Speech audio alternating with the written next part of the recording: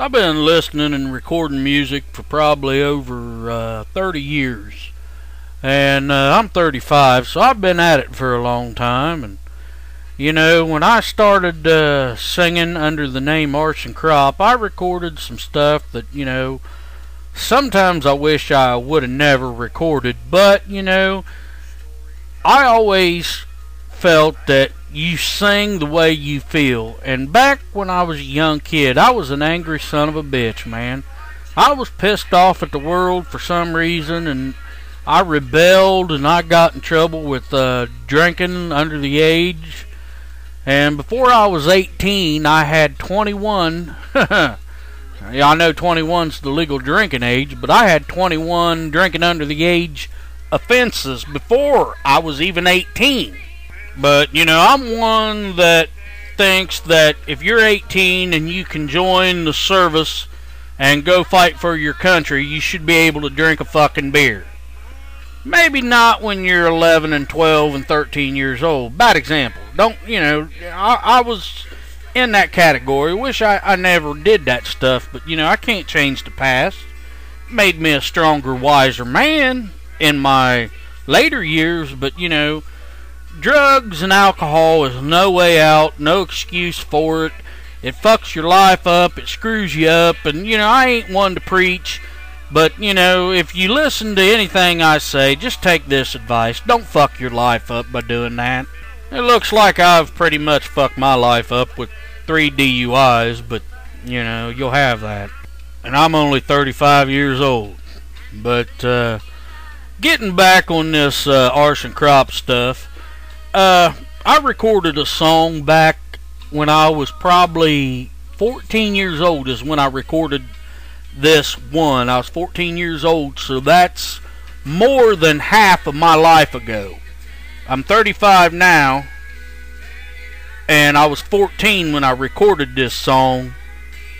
And you know something? If you listen to the words of it, it's very fucking scary.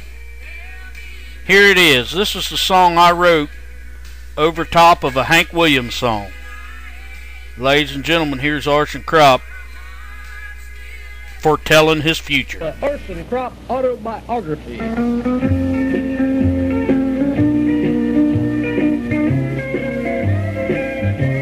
Well, some say Arson was a mighty heavy drinker.